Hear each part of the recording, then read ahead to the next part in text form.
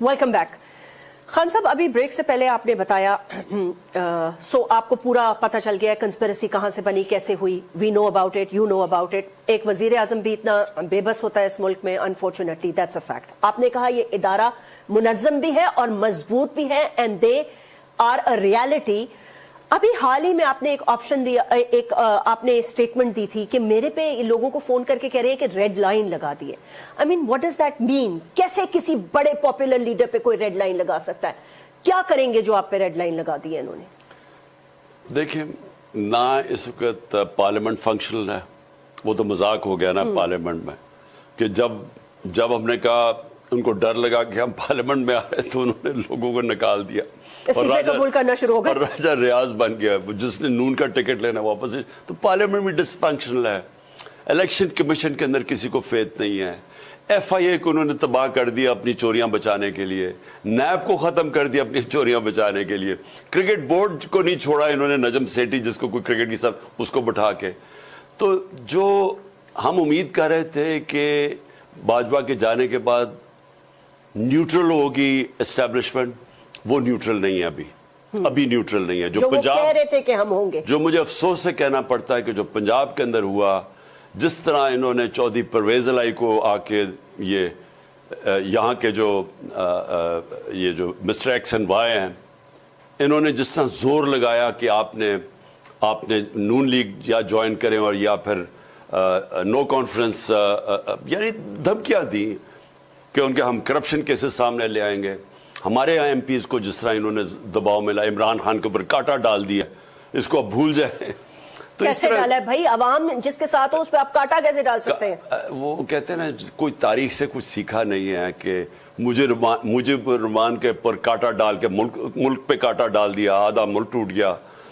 कितनी एग्जाम्पल्स हैं। यानी इन्होंने वो जुल्फ़िकार अली भुट्टो को, पीपल्स पार्टी को ख़त्म करते करते MQM बना दी कराची में, जिसने कराची उस वक्त जो इंतशार हुआ कराची में, फिर हकीकी बना दी, फिर कितनी और ऑर्गेनाइजेशंस, फिर सबसे बलूचिस्तान अभी तक रिकवर नहीं किया। नवाब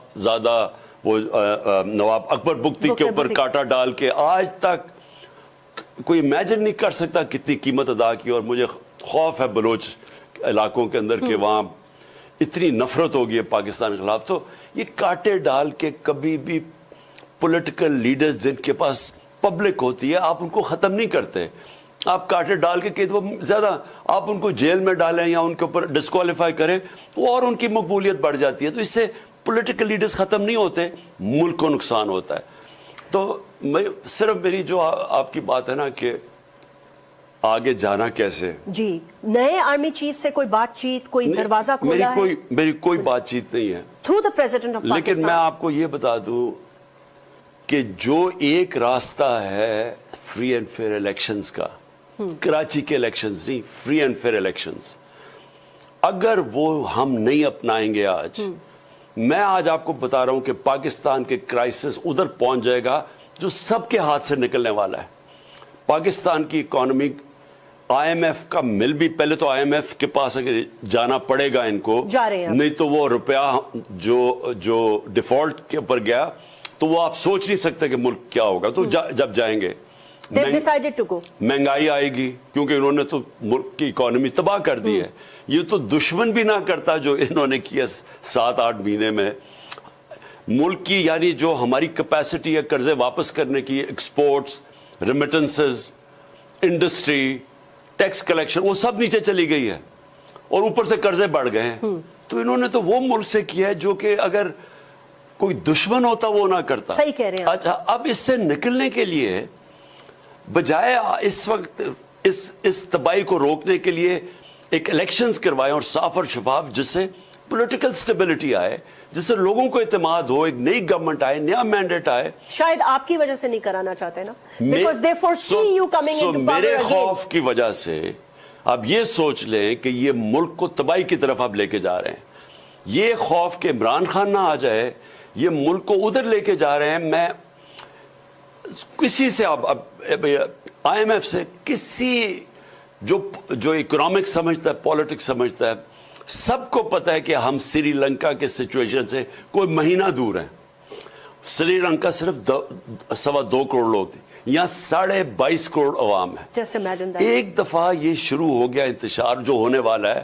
بزنس مین سڑکوں پہ ہیں، پیسے ہیں نہیں ان کے پاس ایل سیز کھولنے کے لیے. $4 ارب کی وہاں گڈز پڑی ہوئی ہیں وہاں کراچی پورٹ کے اوپر. شارٹیجز آنی شروع ہو گئی ہیں. آگے خطرہ تیل نہیں ہوگا.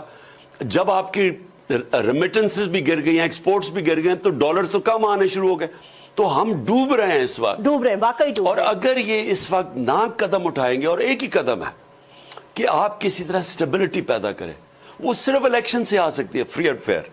اس کے بعد ایک پاکستان میں وہ ایک مینڈیٹ لے کے گورنمنٹ وہ سرجری کرے پاکستان میں، وہ ریفارمز کرے جو آج تک کبھی ہوئی نہیں اور جو ہونی ہے. خان صاحب، آپ اگر آ گئے تو روتھلیس احتساب کریں گے اس دفعہ without taking any pressure from any one? دیکھیں، سب سے پہلے انصاف، رول آف لا جب تک ہم پاکستان میں قائم نہیں کریں گے، جو سب سے بڑا پاکستان کا اثاثہ اوورسیز پاکستانی ہے، اگر وہ اپنے پیسے پاکستان لے آئیں، 1 کروڑ باہر پاکستانی بیٹھا ہے، ڈالرز ان کے پاس ہیں، ان کی ریمیٹنسز پہ ہم آج کھڑے ہیں.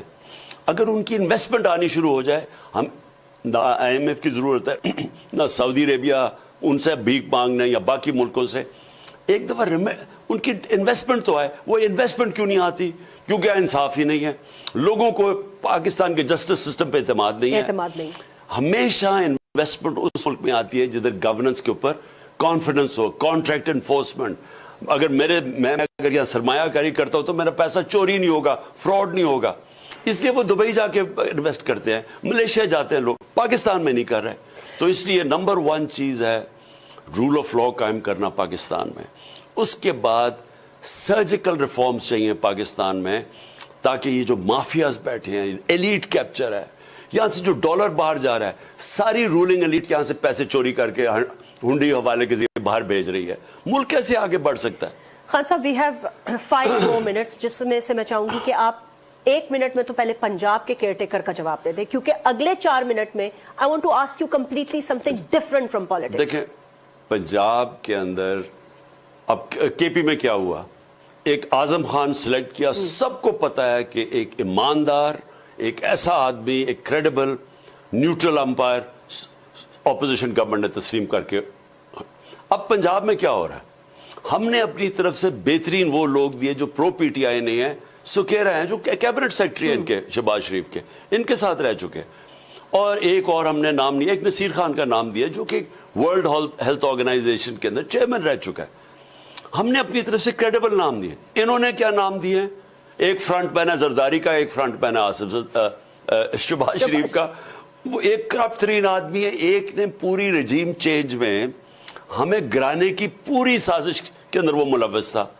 وہ اور اینٹی پی ٹی آئی ہے. یہ ان کا آئیڈیا نیوٹرل امپائر کا. کیئر ٹیکر کا تو مطلب یہ ہے کہ آپ کا نیوٹرل امپائر کھڑا ہو. انہوں نے تو وہ آدمی کھڑا کر دیا ہے جو کہ نون لیگ سے بھی ہمیں زیادہ نقصان پہنچانے والا، وہ اس سے چیف منسٹر. آپ ایکسپٹ کریں گے یا فائٹ کریں گے اس کو؟ بالکل اس کو ایکسپٹ نہیں کریں گے. ہمارے پاس اس کا ٹریک ریکارڈ ہے پورا. ہمیں پتہ ہے الیکشن کمیشن کا فیصلہ آپ ایکسپٹ نہیں کریں گے اگر ایسا کوئی خدا نہ خواستہ؟ دیکھیں جی، الیکشن کمیشن اس طرح کا آدمی اگر اپوائنٹ کرے گا، پہلے تو الیکشن کمیشن کی ویسی کریڈیبلٹی ختم ہے. اگر اس طرح کے آدمی کو اپوائنٹ کریں گے تو پہلے تو پبلک میں اور ننگا ہو جائے گا election commission. And you will not accept it obviously. بالکل ہم ایکسپٹ نہیں کریں گے. جی خان صاحب، سارے سیاسی سوال سائڈ پہ رکھ دیتی ہوں. آپ کو میں بہت عرصے سے جانتی ہوں. آپ کی پارٹی کی گروتھ میں نے دیکھی، بلکہ اس دن پریزیڈنٹ آف پاکستان سے میں نے انٹرویو کیا تو وہ کہہ رہے تھے ڈاکٹر صاحب کے ایک زمانے میں ہمیں ٹانگا پارٹی کہا جاتا تھا، اور آج اللہ نے آپ کو ماشاءاللہ بہت عزت دی ہے. You are very popular, people, لوگ آپ کو چاہتے ہیں، دل سے چاہتے ہیں. آپ کی لائف میں ایک بہت بڑا چینج آیا ہے. لائک بہت سالوں سے یا کچھ سالوں سے ایک اسپرچل جرنی آپ نے شروع کی ہے. I want you to tell the people of Pakistan, especially جو یوتھ ہے آپ کی فالوور، اس سے کیا چینج آیا ہے اور یہ چینج کیوں آیا ہے آپ کے اندر؟ اصل میں جاسمین دیکھیں، جو چینج ہے نا، جس وقت لا الہ الا اللہ کا مطلب لوگ سمجھ جاتے ہیں نا، اور سمجھ جاتے ہیں، بولتے نہیں ہیں، اوپر سے جب دل میں چلا جاتا ہے تو چینج تب آنا شروع ہوتا ہے. ایمان انسان کے اندر چینج لاتا ہے. جب آپ کو یہ پتہ چل جاتا ہے کہ ایک اللہ ہے اور آخرت ہے، اور میں اللہ کے سوا کوئی اور کسی کو خدا نہیں مانتا. اور وہ پھر اگر آپ اس کے اندر جب غور کرتے جاتے ہیں آپ کی زندگی آسان ہو جاتی ہے. ایاک نعبد و ایاک نستعین، یہ وہی کلمے کا ایک اور طرح کے، اللہ صرف تیرے سے میں عبادت کرتا ہوں، تیرے سے مدد مانگتا ہوں، صرف تیری عبادت کرتا ہوں. چینج تب آتا ہے انسان میں. اور وہ چینج کیا ہوتا ہے؟ انسان آزاد ہو جاتا ہے. اور صرف آزاد انسان کی پرواز ہوتی ہے، غلاموں کی پرواز نہیں ہوتی.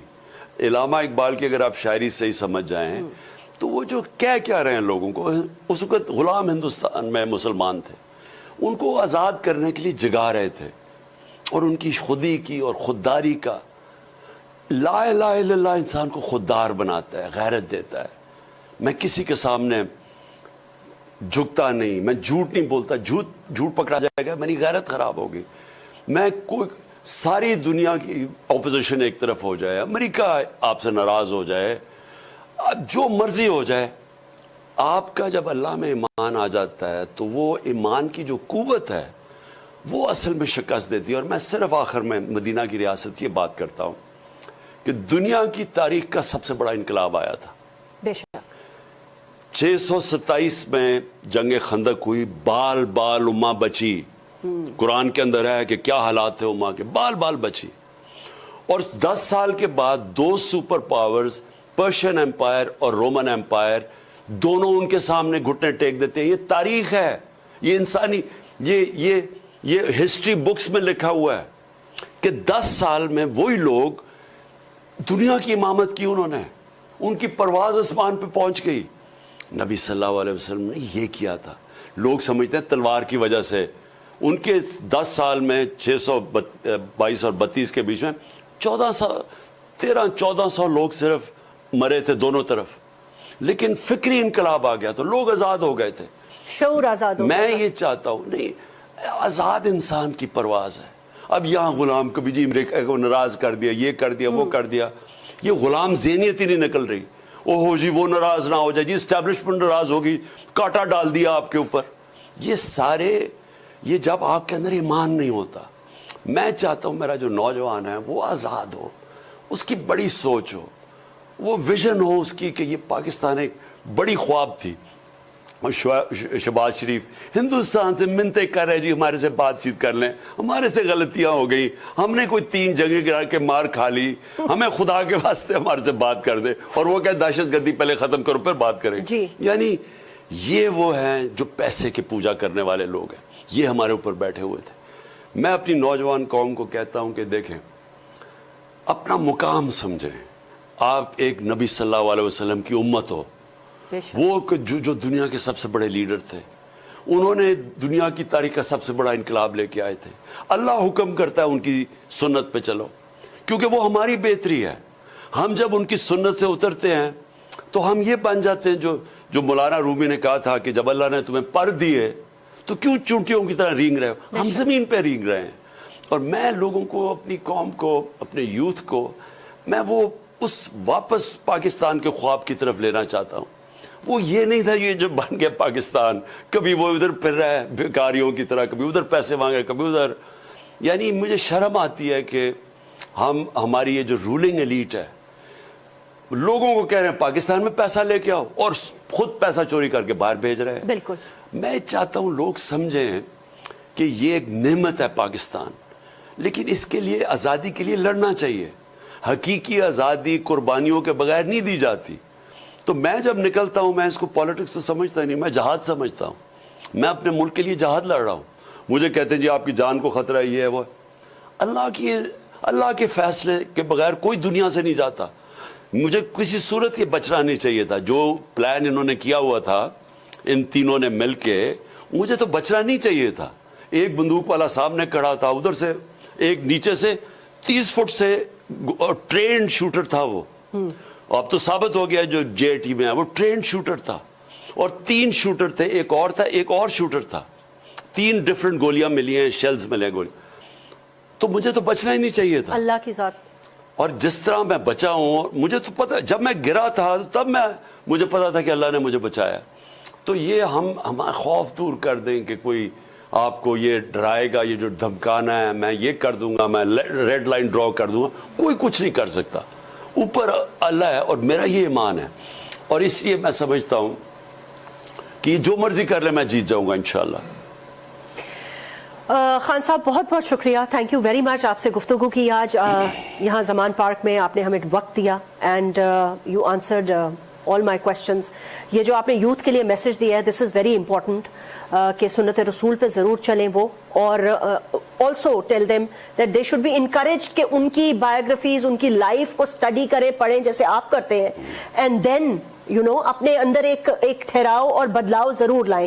یہی آپ کا خواب ہے, طاقت لے کے, اور طاقت لے کے, یہی آپ کا خواب ہے, اور خوف ختم کر دیں, اپنے خوف ختم کر دیں, اور یہی پاکستان کا ویژن آپ دیکھ رہے ہیں اور بنانا چاہتے ہیں. اور بخوف و خطرہ ہو کے خان صاحب نے کہا, یہ بھی بڑی خبر ہے, انہوں نے کہا کہ میں جیت بھی جاؤں گا. ناظرین, آج یہی پروگرام کا اختتام ہوا. آپ مجھے فیڈ بیک دے سکتے ہو آن ٹویٹر. اپنا بہت بہت خیال رکھیے گا. ہم سب کی طرف سے اللہ حافظ.